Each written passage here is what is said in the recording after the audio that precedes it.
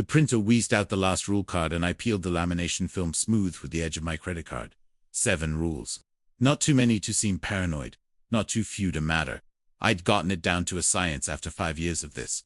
Laminated, so they couldn't claim water damage. Placid strategically, so they couldn't say they never saw them. My phone lit up on the kitchen counter. New reservation. The Ortiz family. Denver address. Checking in tomorrow for a full week at cabin 7. 2 adults, 2 teenagers.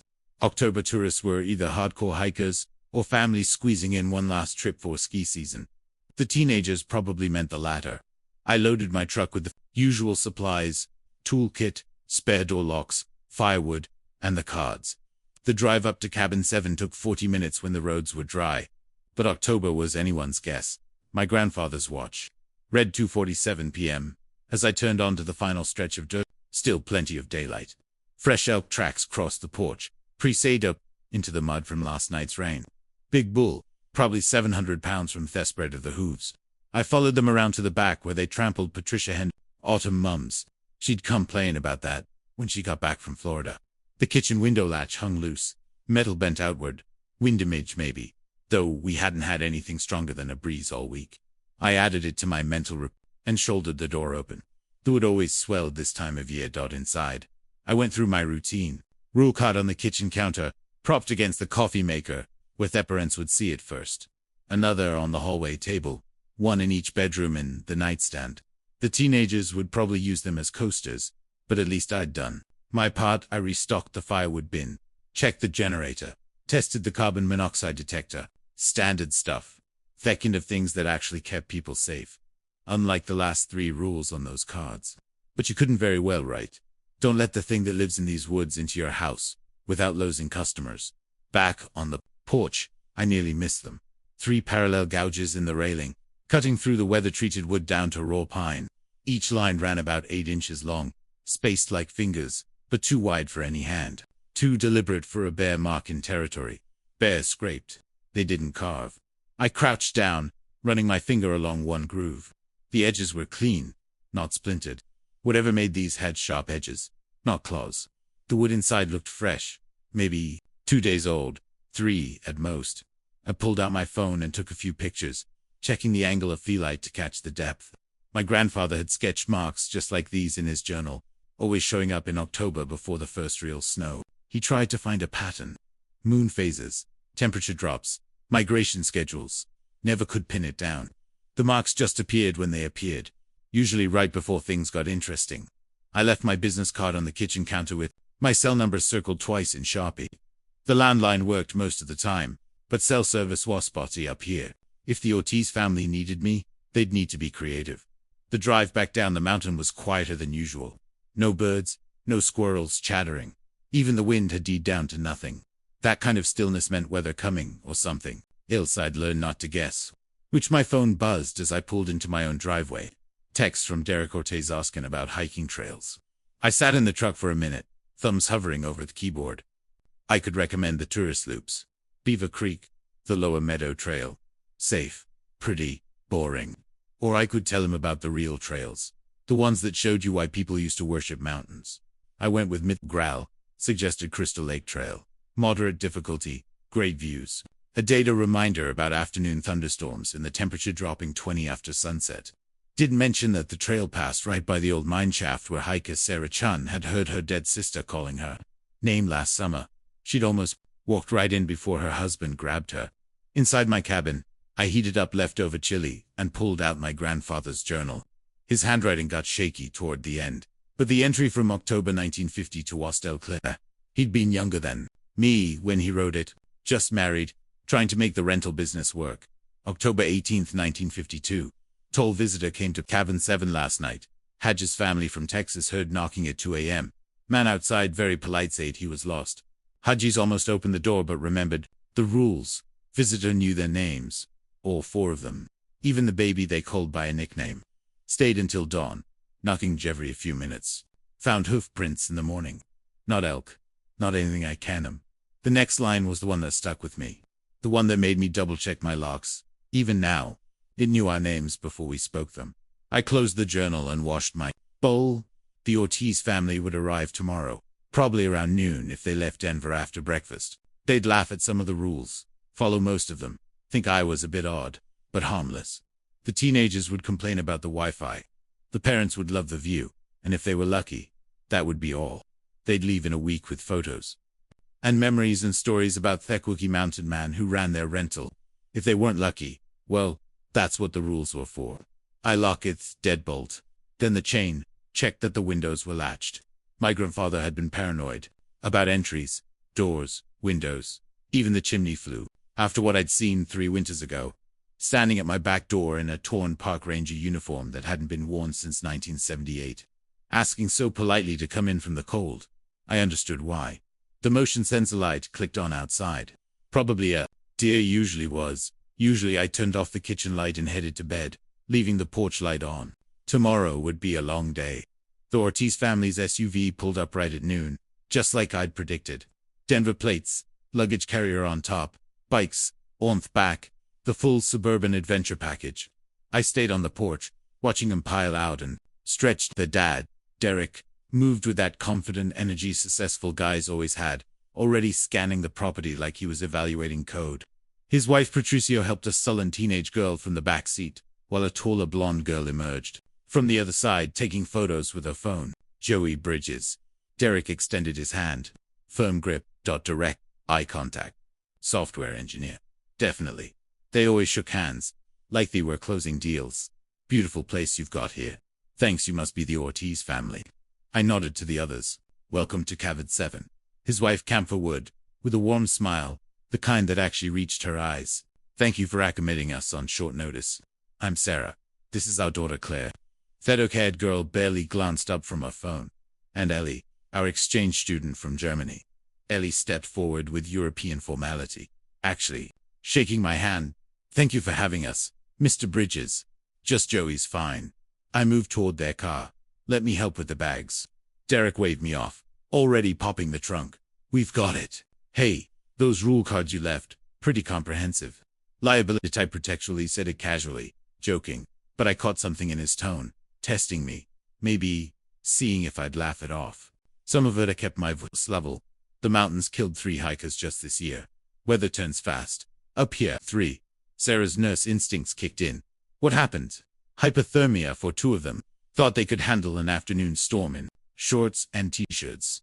The 3rd fell off Crystal Ridge trying to get a selfie. I pulled out my keys, unlocking the cabin's front door. The rules might seem excessive, but they're based on experience. Claire finally looked up, tinny skepticism radiating from every pore, even the one about not answering the door at night. What do you have? Mountain serial killers? Claire. Sarah's voice carried that mom warning tone. It's a fair question. I held the door open as they carried in luggage. Weggit, transients sometimes. Hikers who got turned around. People looking for empty cabins to squat in. Most are harmless, but at night up here, you can't tell the difference until it's too late.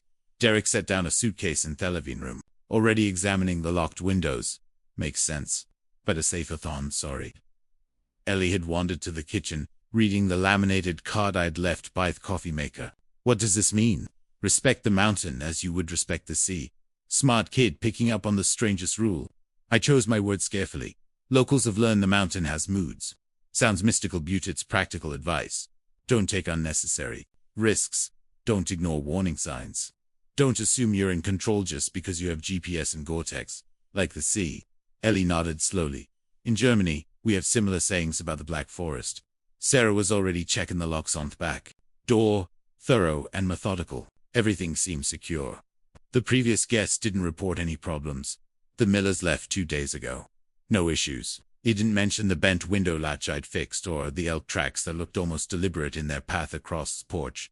They spent the next hour settling in while I showed them the generator, the firewood supply, and the emergency radio.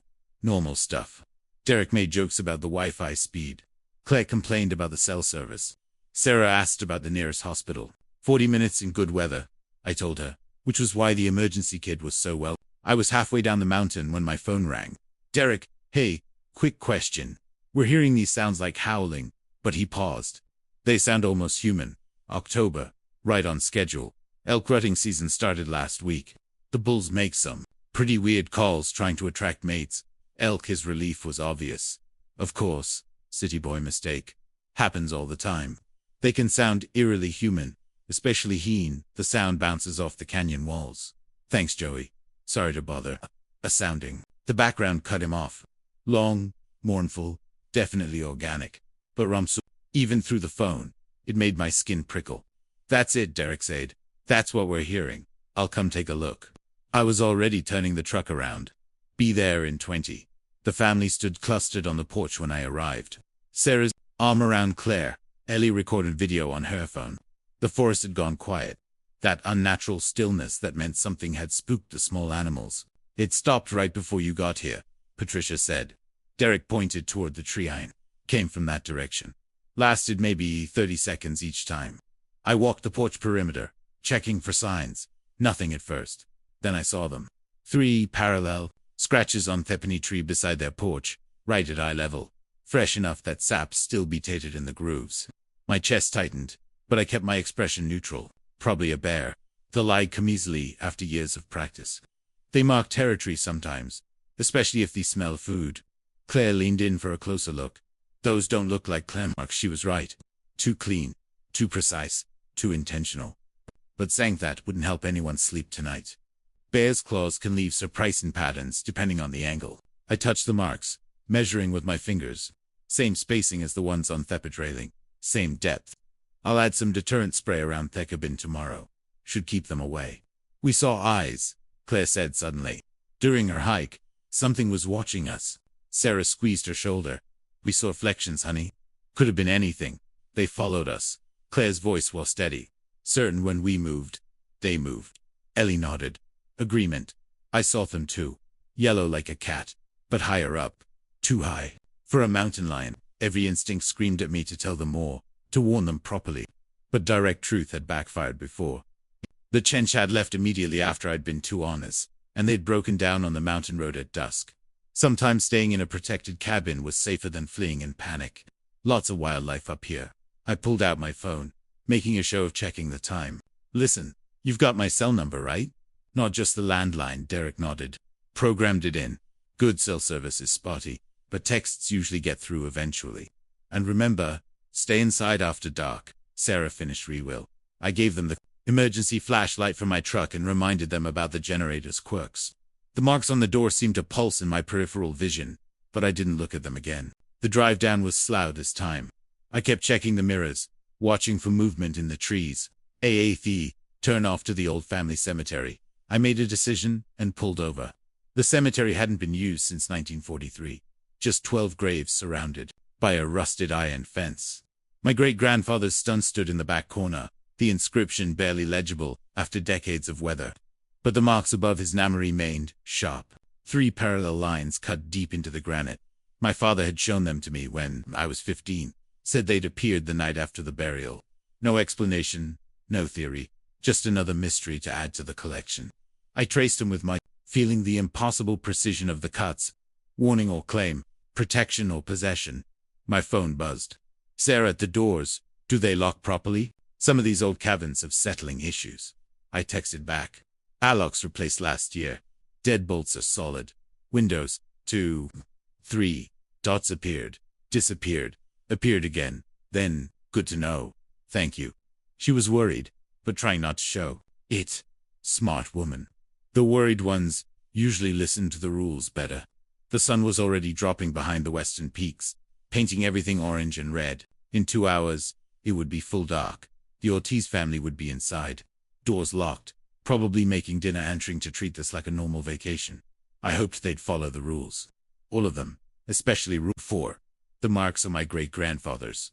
Headstone caught the last light of day, throwing shadows that looked almost like writing. But that was impossible. Stone didn't change. Marks carved in 1943 couldn't form new patterns, could he? I got back in the truck and headed home, leaving the dead to their secrets and hoping the living would keep theirs locked away until morning. I jerked awake to my phone buzzing against Zenit San, the screen showing 2:03 a.m. Dorito Ortiz. My stomach dropped as he grabbed it. Joey. His voice came out in a harsh whisper.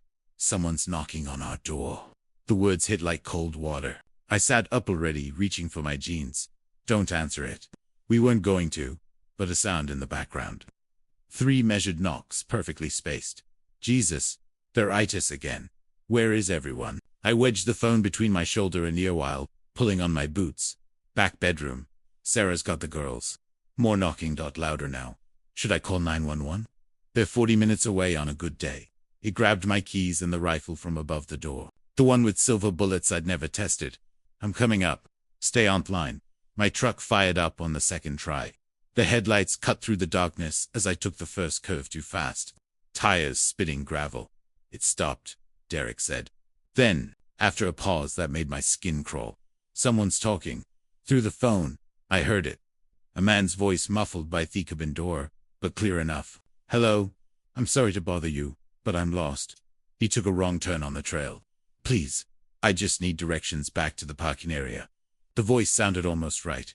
Almost. But each word came out too precise. Licks me on reading from a card. The spacing between sentences was wrong. 2. Perfectly measured, non-natural pauses for breath.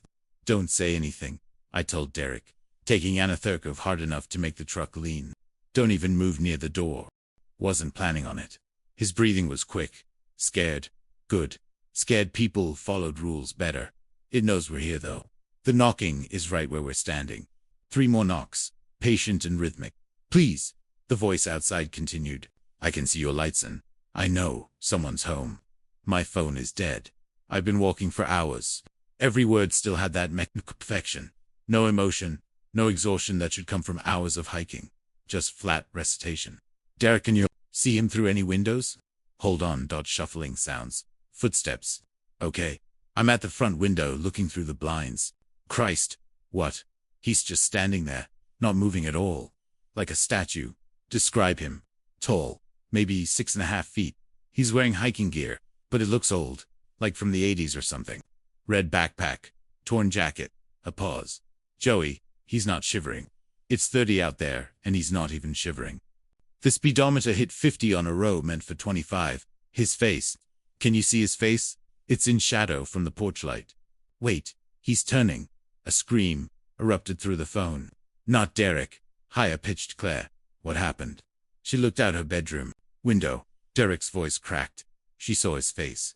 She won't say hat. She just keeps crying.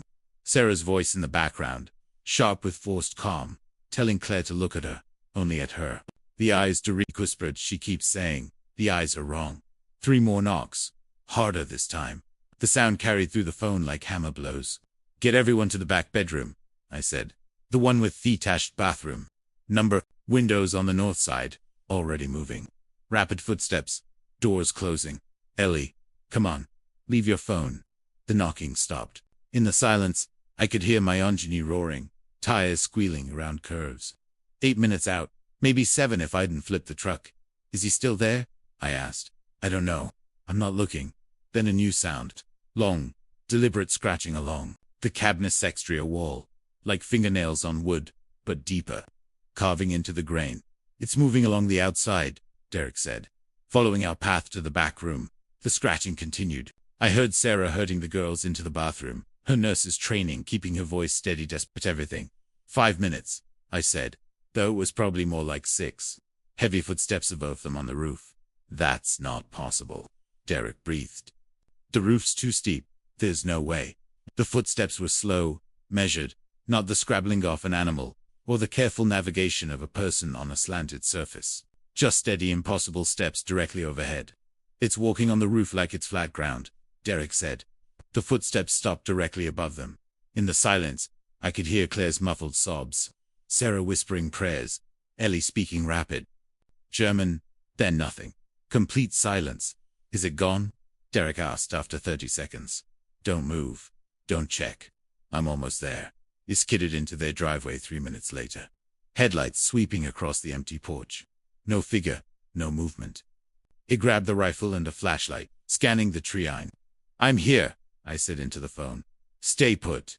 The front door was unmarked except for 3 long scratches in the wood, cutting through the varnished raw timber. I followed the scratch. Marks along the side of the cabin.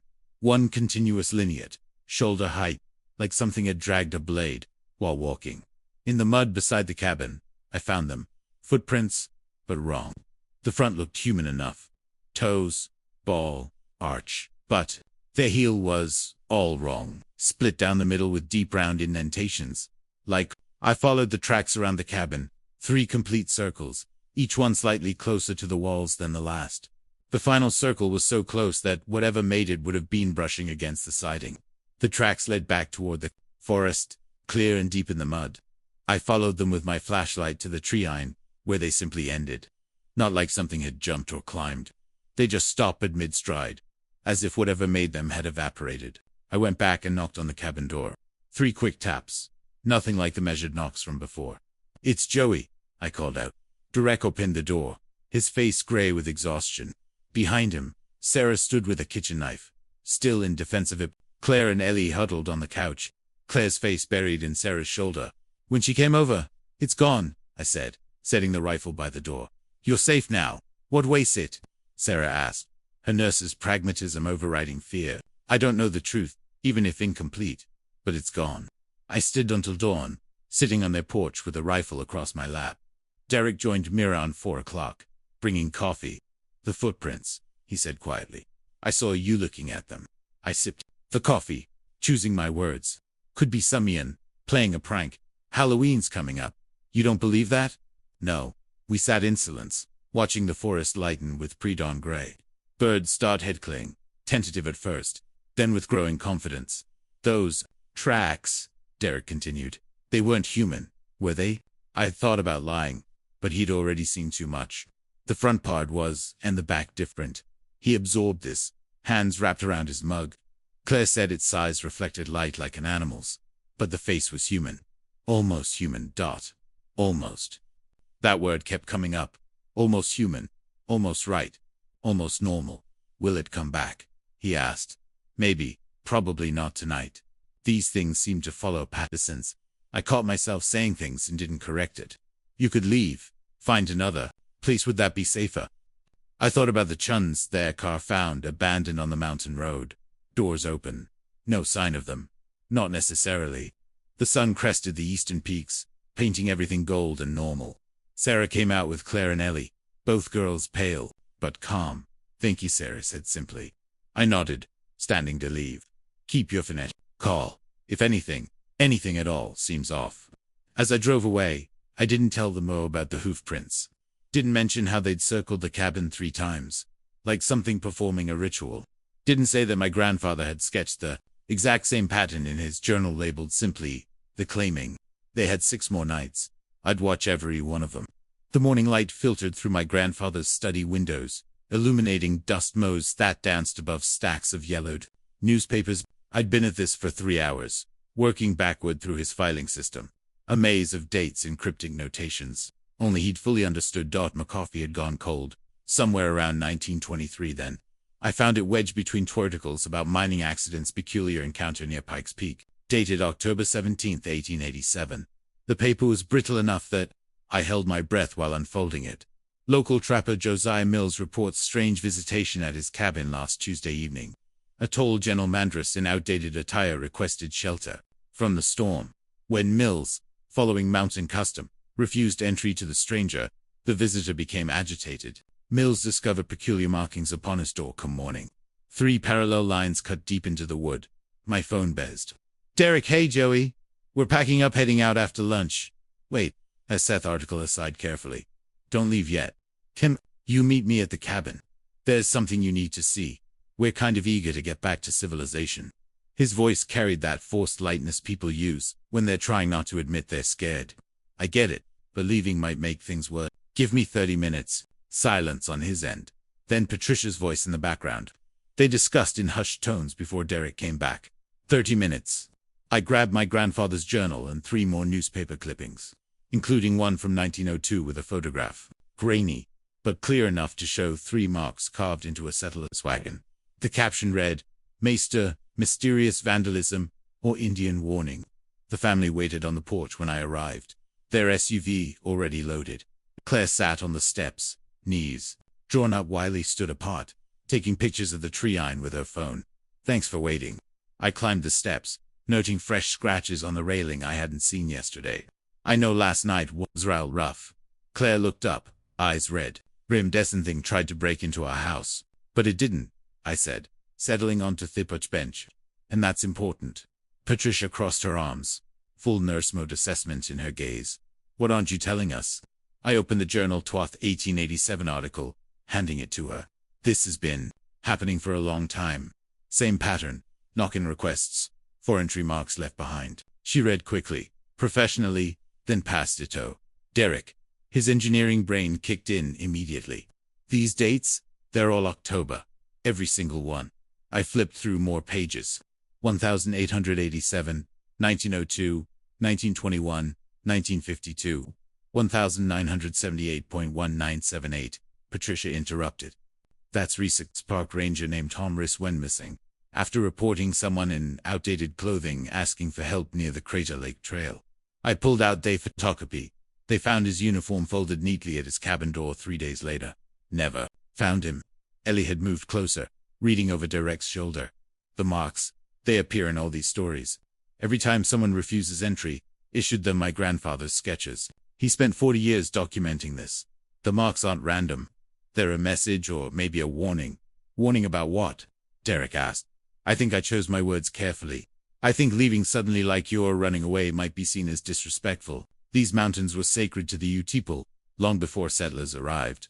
They had protocols, ways of showing respect. Patricia studied me. You think this thing, whatever it is, it's connected to thought maybe? Or maybe it's older? I turned to Ellie. You mentioned finding Akav yesterday. She nodded, already pulling out her phone. Before the knocking started, Claire and I hiked the Eastern Trail while Derek and Patricia made lunch. I told her not to go in.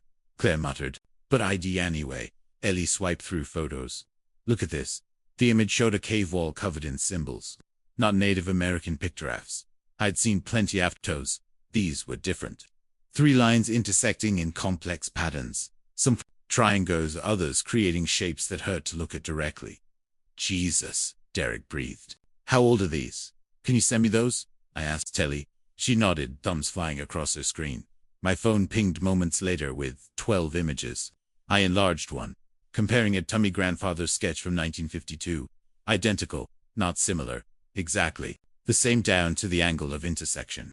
Your grandfather saw these, Patricia, looking between the phone and journal. He never mentioned finding a cave, but after his encounter in 52, hesitated drawing these obsessively, filled 3 notebooks. Wait, encounter. Patricia's voice was sharp. I showed them the October 18th entry, letting them read about the tall visitor who knew the Hodges family's names. Patricia's face went pale when she reached the part about hoof prints. The tracks we saw this morning, Derek said slowly. The ones you said might be a prank, weren't a prank. No point in lying now. Front half human, back half not. Claire made a sound between a laugh and sob.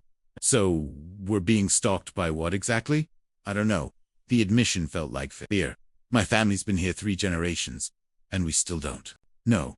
It appears in October, always during the first snow, which is forecast for tonight, by Theo. It asks for entry, gets angry when refused, leaves marks. Then usually it despairs until next year. Usually, Patricia caught the hesitation. Sometimes it stays. Interested in particular families, follows them watch as. Nope. Claire stood abruptly. We're leaving now. That might make it worse, I said quickly. The Hendricks family in 93 packed up and ran after the first night. Their car was found abandoned on the mountain road. Dorsipin engine running. No sign of them. That stopped her. She sank back onto the steps. Derek was doing mental calculations. So, what do you suggest? Stay for your remaining nights. Don't act afraid. Respectful, but not afraid. Thank the mountain when you leave. I felt ridiculous saying it, but my grandfather's notes were clear on this. And stay together. Whatever this thing is, it seems focused on isolation. It wants people alone.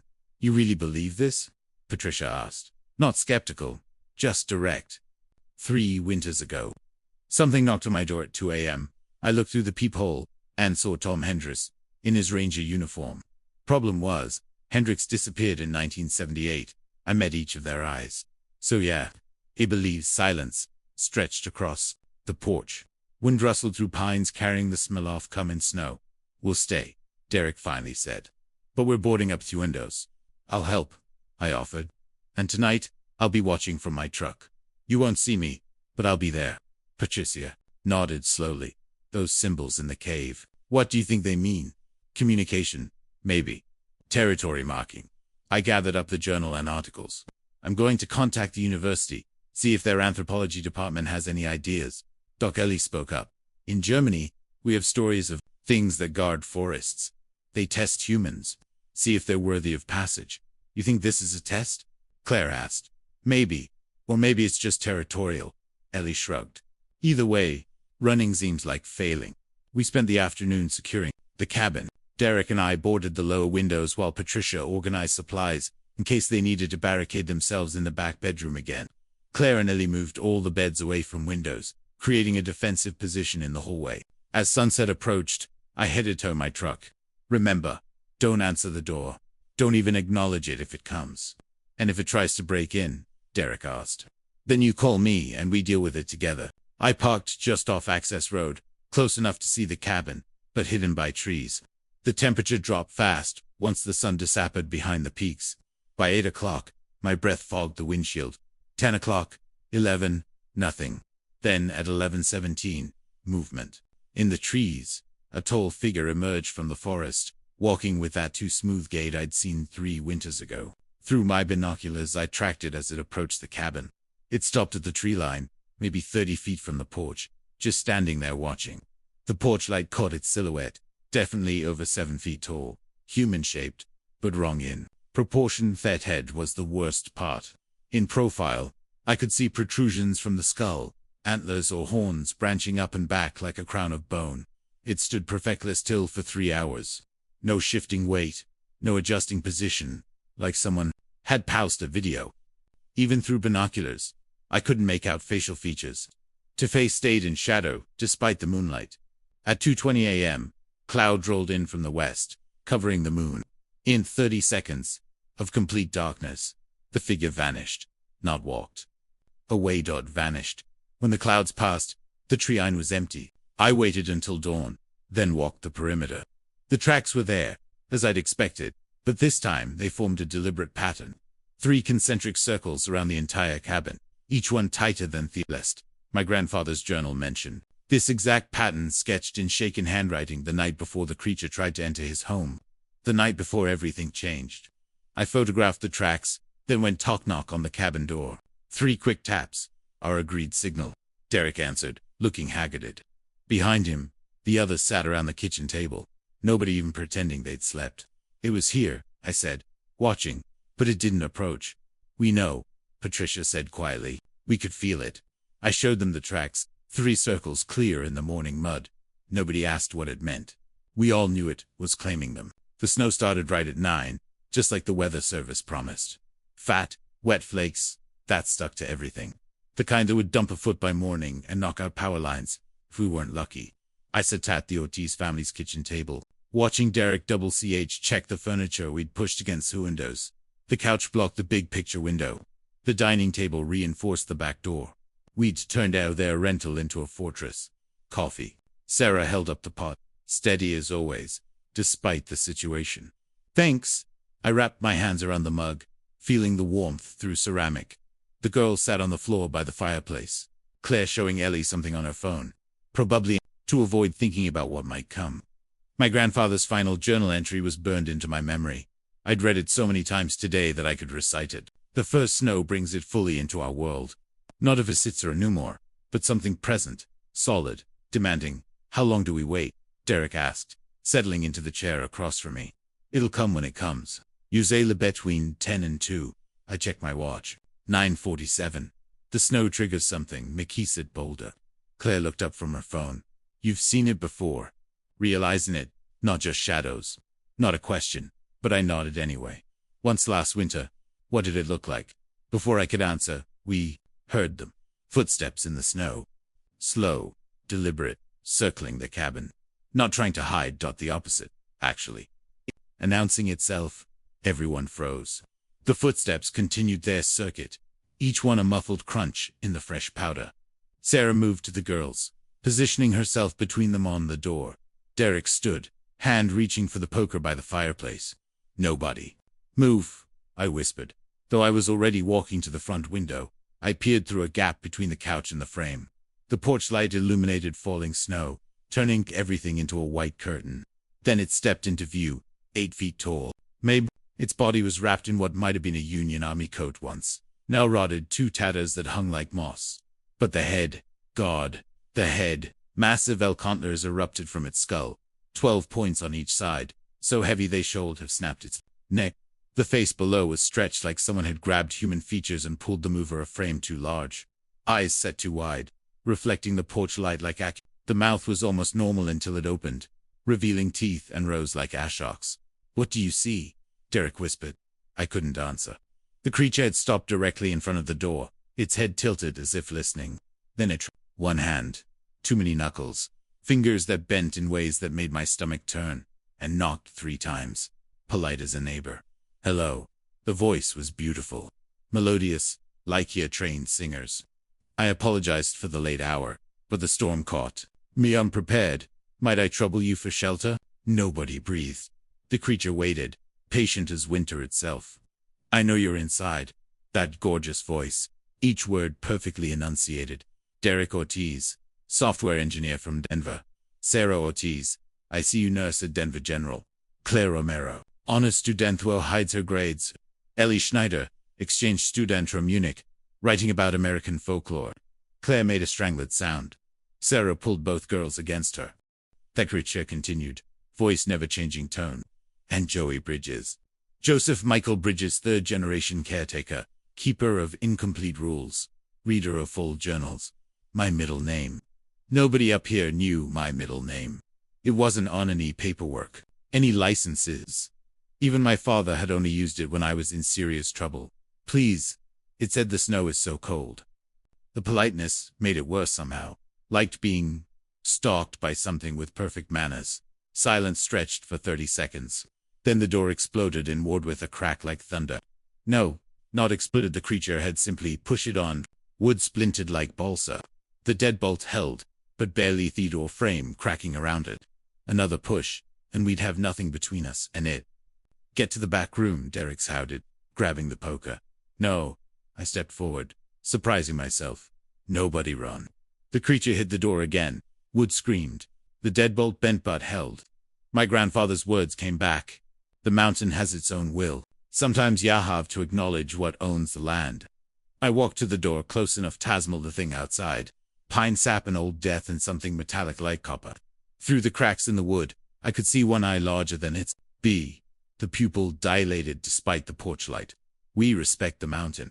My voice came out steadier than I felt. "We respect its age, its power, its guardianship."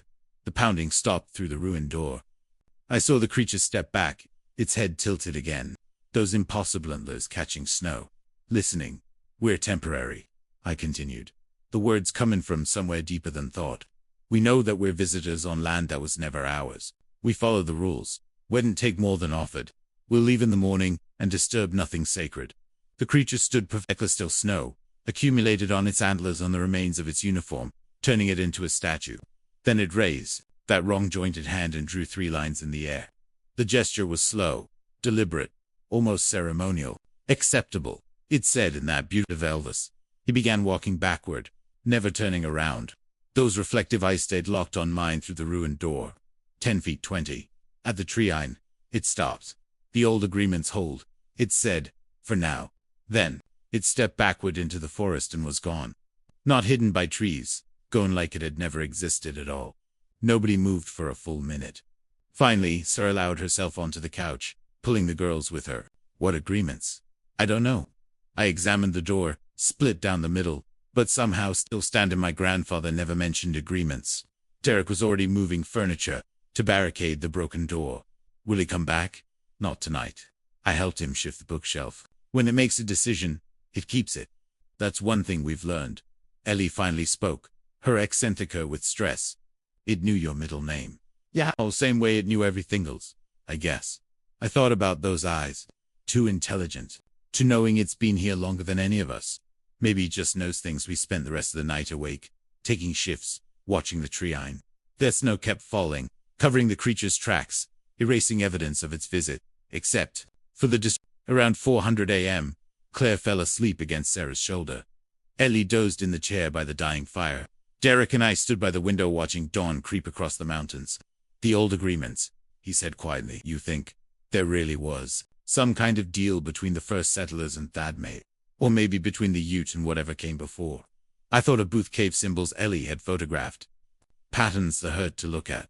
Some things are older than history, but it accepted your words, your acknowledgement for now. That phrase stuck with me. For now. Like agreements could be renegotiated. Like the rules might change. The sun broke clouds, setting the fresh snow ablaze with light. In a few hours, the Ortiz family would pack up and leave. They'd go back to Denver, back to normal life, and try to process what they'd seen. Maybe they'd convince themselves it was altitude sickness or mass hysteria. People were good at forgetting pimpossible things.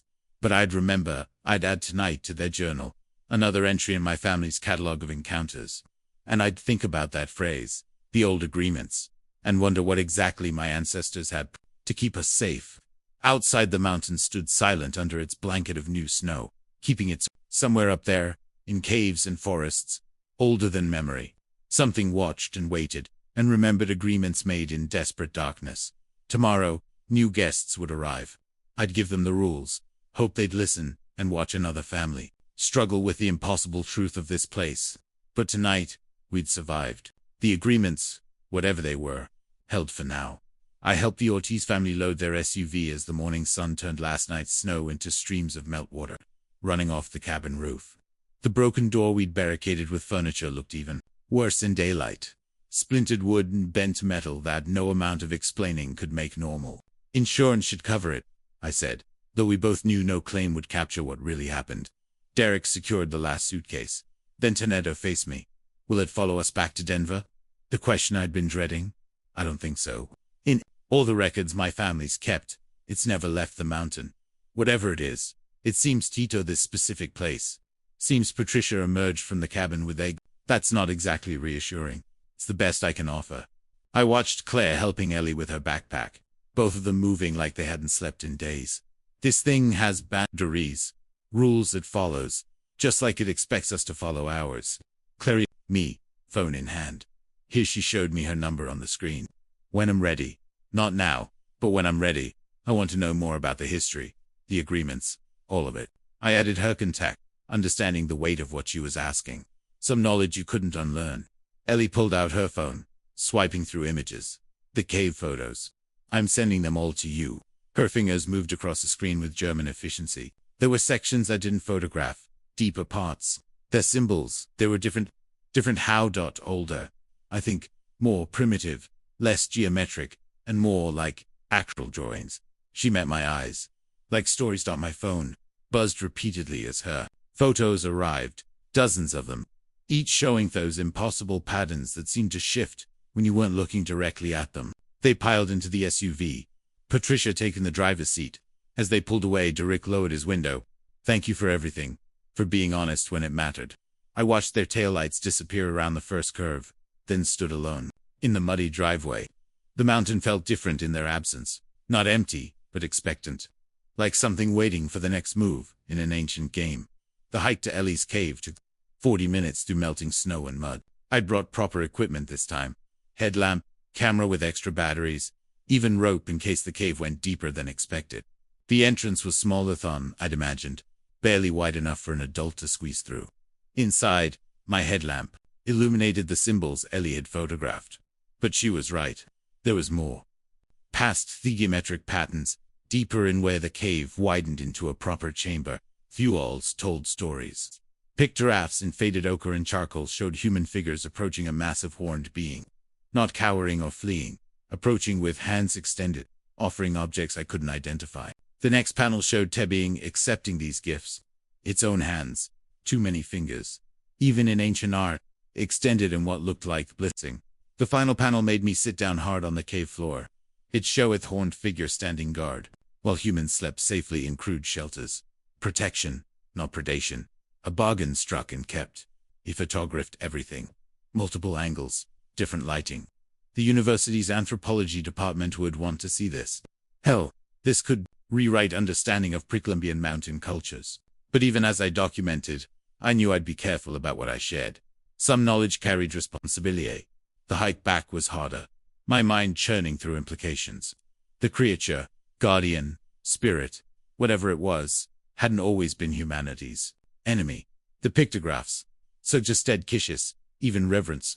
So, what changed? When did the often stop? When did worship become fear? That evening, I sat on my porch despite cold, nursing a beer and watching darkness creep across the valley. The feeling of being watched was stronger than usual, but not hostile. More like a tension evolution. The family left safely, I said. To the darkness, feeling only slightly ridiculous. They showed proper respect. Wind rose from nowhere, rattling my windows hard enough to make the frames groan. Then, as suddenly as it came, it deed to perfect stillness. The old agreements, I continued. Because I was already talking to the night like a crazy person. I want to understand them, not to break them, but to honor them better. Nothing, just stars and cold and the distant sound of an owl. I went inside, locked up with my usual paranoia, and tried to sleep. But my mind kept returning to those cave paintings. Humans and monster in partnership, not opposition. Morning coming gray and damp, clouds sitting low on the peaks. I made coffee and stepped it out to check the weather when I saw it. A single line carved into my porch railing. Not 3 lines like a warning or claim. Just one, clean and deliberate, right where I usually stood to watch the sunrise. I ran my finger along the groove. The edges were sharp, fresh, but the wood inside had already weathered, like the mark had been there for years. Acknowledgement, that's what it felt like. Not approval lexically, but recognition. Like the mountain itself had nodded in my direction. I went inside and pulled out the laminated rule cards, the ones I'd perfected over 5 years. 6 rules that had kept people mostly safe. But now I added a 7th, printing it on the same cardstock, laminating it with the same care. 7. If you must leave suddenly, thank the mountain for its hospitality. Such a simple thing, but the Ortiz family had done it instinctively. That respect, that acknowledgement of being guests on ancient land. Maybe that was the real agreement. Not fear, but recognition. Not submission, but respect. My phone rang. A cheerful voice ceasing about availability for next week. The Hendersons' party of 6, including 4 children. I confirmed their reservation, already mentally preparing for the conversation about rules. About respect, about things that knocked in the night. After hanging up, I looked toward the peaks where snow still clung despite the warm spell. Somewhere, up there, in caves and forests, that had never known a surveyor's mark, something ancient kept watch. It had been here when the Ute people first arrived, had watched Spanish explorers, had seen miners and settlers and tourists come and go like seasons. We were temporary, all of us. Our cabins and roads and cell towers were just the latest page in history that started before human memory and would continue long after we were gone. The creature knew this, had always known it. The rules weren't perfect. They were just the best translation my family had managed between 2 worlds that barely touched. But they were something, a framework for coexistence, a way to share space with something that had prior claim. I filed the new cards with the others, ready for the next family who'd laugh at some rules and follow others and probably never know how close they could meet to something impossible. If they were lucky, they'd leave with photos and memories and stories about mountain weather. If they weren't lucky, well, that's what the rules were for. The single line on my porch railing caught the afternoon light, throwing a shadow that looked almost like writing, but that was probably just my imagination.